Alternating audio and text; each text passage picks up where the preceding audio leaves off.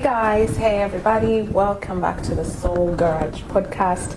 My name is Zuria Nagadia. I'm the host of this wonderful podcast, and on here, this is a special place where we explore all things mental wellness, all things that are helping us become better versions of ourselves, right? So if you're out there and you just want to have like a quick chat on like any topic, health, any topic, wellness, any topic that's helping you clear your mind and just be within your current space, right? Just recognize your calmness and the beauty that comes with it, and the tranquility, the peace that you get from just having just quietness, just stillness, just all the things that help you to become focused and a better version of you. So these are the things that we are discussing on here, and today we are talking anxiety. Am I having anxiety? Do I have anxiety? Today we are decoding anxiety. Just a quick disclaimer, I'm not a doctor, I'm not a health professional. In fact, my background is in law, but I have dealt with anxiety for a few years now. So I got deep into researching about it. So that's why I'm passionate in talking about it. That's why it comes easy for me, I guess. And my goal is to, if there's anyone out there who has like this, maybe suffering from like a mental disorder, suffering from something that society might, when we hear mental, in most cases we run off to things like, I'm not good. No, you're not. It's okay. There's help for you out there. There are professionals, there are psychiatrists, there are lots of gurus you can reach out to be able to get the help that you need. So today the question is, do I have anxiety? Do you have anxiety? Do you even know if you have anxiety? Have you reached a state of mind whereby you don't know exactly what's going on in your life and you want to find out? Like, you have this thing going on with you and you're not even sure what it is, and you might want to seek help from like a professional. You might want to seek help from someone who understands the mind and who understands the psyche that we go through. So that's what we're talking about today. And today we're focusing on anxiety. So just sit down and just think about your life. Think about what's going on with you currently, what's going on.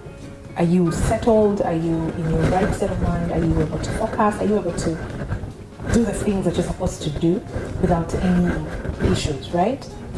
And remember, this is a safe space. No judgment here. We get to talk freely and build a community whereby we support one another in this maze of our minds and the beauty of our brains and how we work and how we can work to support one another with these issues, right? So first of all, anxiety is something we all feel sometimes. It's really like our body. It's like your body's alarm system to when things are probably not going right? It's like your body's reaction to help you when you're going through like a tough situation. It just brings your mind, your body just brings all these symptoms to show you that this might not be right, or maybe you're worried about this. And many times we are anxious when it's things that we care about. We are anxious when it's things that we want to excel at. So it's normal to have anxiety. It's literally a normal reaction to most of the little stresses that our minds get. It's like a normal reaction to the little stressful situations that we have to go through. And these are very common, right?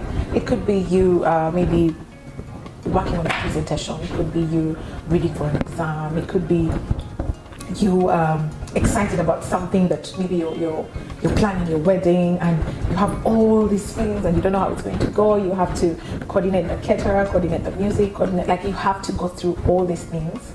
So it's really a normal reaction to these little stressful situations that might be going through your life. And like I said, it's things that we care about. It's things that we deem are important in our lives. So in most cases, there's nothing to worry.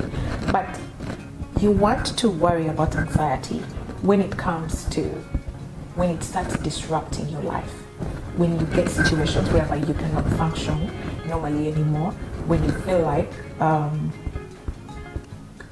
you can't focus, like you can't do what you're supposed to do. Like when it gets to a point where you are always worried, you're always scared of something, you're always in panic mode when you're in these situations, then you might want to worry about anxiety. And this is what we're talking about today. Do I have anxiety disorder, or is it a normal reaction to a normal stressful situation, right? So we are decoding some of this today, and these are things I have had from stories, these are things I have done research on. First thing, are you the kind of person who like worries too much? Like you get into excessive worrying over little things, over small things. You worry about both the big things and the small things, and you literally can't get anything done, right? So are you the kind of person who worries about a phone call coming through and you don't know, like you immediately think, oh, what is this person going to say? This person is going to give me bad news, this person is going to say this.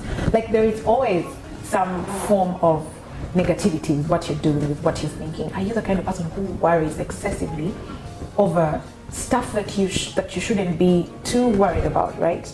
Are you the person who worries when there's like I don't know, you have like a little cut or a little wound? Are you the kind of person who, there are people who like literally get so worried even with watching a movie. You're watching a movie, and because you're not sure of the outcome, you want to know what the outcome is, and then you start panicking, and then you start, like something might actually be wrong with you. In that moment it might be a normal reaction to what's happening, but if the movie is over and you stay in this state of, oh my god, I can't believe that was going to happen, I'm glad it didn't happen. So if you are the kind of person who worries excessively about stuff that you maybe shouldn't, you get scared and you get nervous over all kinds of things, you might want to go get checked out, right? And then another thing to look out for is avoidance. Are you the kind of person who avoids, you avoid all kinds of uncomfortable conversations? You avoid like social events. You're the kind of person, I don't like being around people. I don't I don't want to be in public. Like you're always closed door. You're always just you, and you're in your world just by yourself, and you don't want anyone interfering in. Like, are you the kind of, if you're in school and you feel like you're very uncomfortable at school because there's people there, and I know lots of people who are thriving during the lockdown because they're like introverts and they just want to be in their own world, and that might be normal. But if this avoidance is stopping you from actually enjoying your life, it's stopping you from actually living your life, like you're literally scared to go anywhere, you don't want to, you're nervous about being around people, you're nervous about social events, you're nervous about things that require you to be in public, even if you don't have to speak, even if you don't have to say anything at these events, you may be required to be there. It could be something as important as maybe attending like a church service, or something as simple as going for a birthday party, or something as, I don't know, as important as maybe attending funeral rites for maybe a family member or someone. But because first of all, these events are important in your life, but you feel like you are not able to go there, you feel like you are not able to be around these people, then you might want to seek help. You might want to find out what exactly is going on with you, and then you can start to seek remedies on how to get better. You can start to seek remedies on how to improve your life, basically, right? Then another thing is anxiety might manifest with physical symptoms. And this is horrible. These are some of the worst. So it could come with things like muscle tension. I had that really bad, and I ended up messing my shoulders, my muscle here. I don't know what this muscle is called. I ended up messing it so bad, right? It could come with things like excessive sweating. It could come with, are you the kind of person who trembles? Like you just, out of the blue, it's hot, but you're sweating, you're trembling. It's like you're doing the opposite, right? And then you feel like your heart races too fast, and it's about to you feel like it's about to jump out of your chest, right? If you are having some of these symptoms randomly over little things, over maybe you just worried. For example, you're scared of cats, and then you see a cat, and then your heart races, and then this goes on, and then it goes on for a very long time, and then you're sweating, and then you're trembling, and then it should just be a normal reaction of, I saw a cat and then I sent it away, or I rush off to the other end of the road, and I should be fine moving forward. But if this is something that's going to keep going on for a while, and you're having this weird feeling and reaction towards something that's excessive according to what actually just happened to you, you definitely want to get checked out. You want to seek the help of someone who will be able to help you. And guys, on this note, I want to let you know there is help out there. There is definitely someone out there who will help you. There is lots of spaces. There's lots of people where there is no judgment at all. Like, you just have to go, and you can get help for most of these mental health disorders. We have to get off this high horse whereby we think everyone, once you're deemed to have, or once you feel like you have this mental health disorder, you have to stop judging people who are feeling a certain kind of way. You have to stop, like, this whole trend of making people feel horrible because of their mind, because of their mental state, is not cool at all. So if you have any issue, please just go and find help.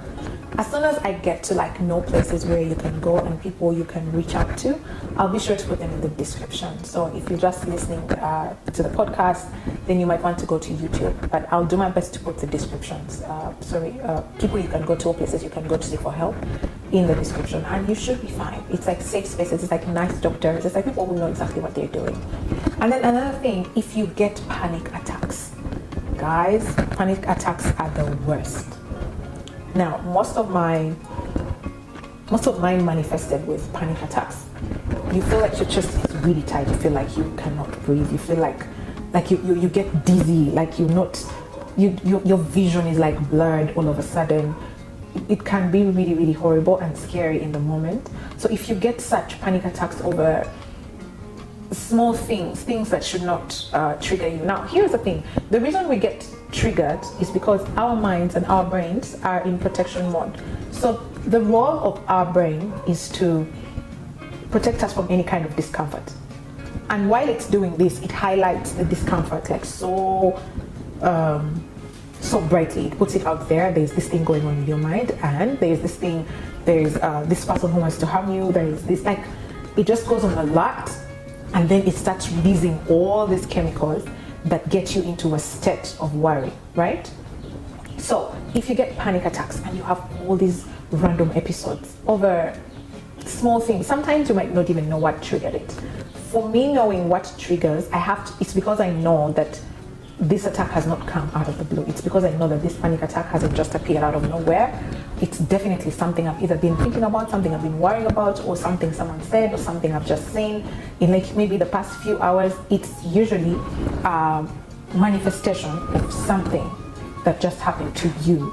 So for me right now, I'm able to know what has triggered me, and then I'm able to calm my mind, because once I know what has triggered me, then I'm able to like calm down and know that it's really not a big deal. Like, just I learned to speak to my mind. So these are just some, and we'll be sharing more of these coping mechanisms.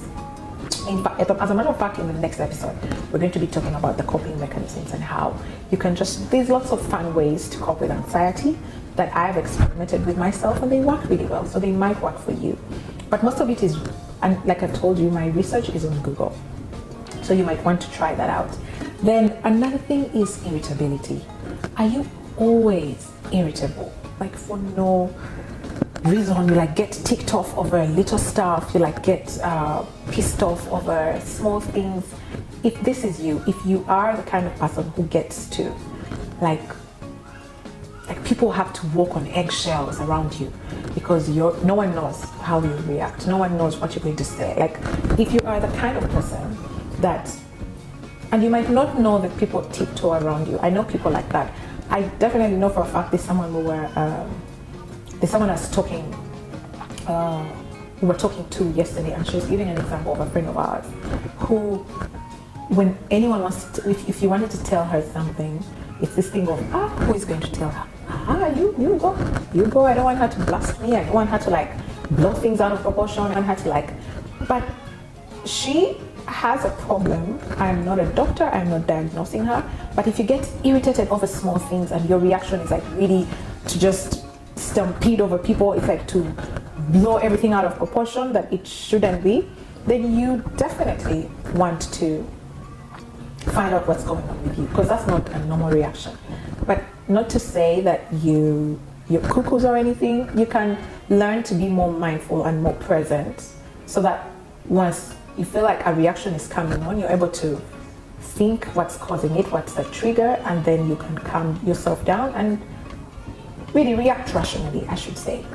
Then if you have difficulty concentrating and sleeping, if you have like constant insomnia, guys, if you try to sleep, let me tell you guys, the power of resting your mind, the power of actually sleeping and rejuvenating and regaining and starting over, you don't want to mess that up. And most people who have to like work jobs, like maybe work 2 jobs or work really hard and don't get enough sleep, have issues with like anxiety related disorders, and it's because they're not getting enough rest. But there's other people who want to sleep, but they're not able to. Like, you actually want to put your mind down. You want to take like a power nap, maybe it's during the day, and you want to take like a quick power nap, maybe 15-20 minutes, and you can't do it.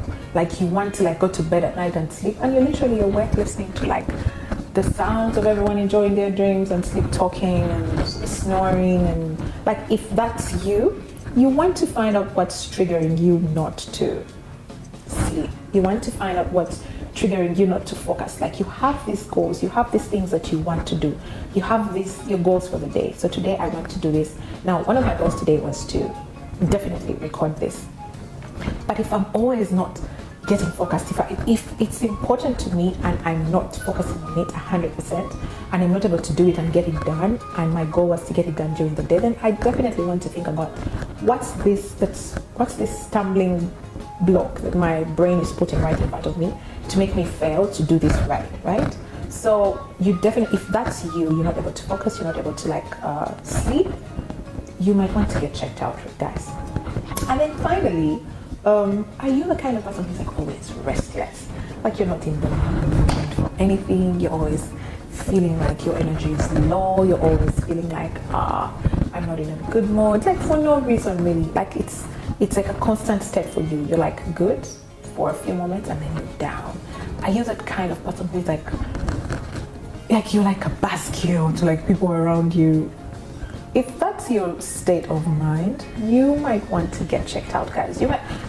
These things that we're saying, this is not an exhaustive list. This is a few of the things that I have encountered, that I've experienced, but most of it is stuff I've researched. It's literally out there on YouTube, it's out there on Google, it's out there on ChatGPT, like wherever you want to search for these things, it's on Bing, like wherever it is, just go ahead and just Google your symptoms. Just put in, I'm doing this, I'm feeling this way. What could this be?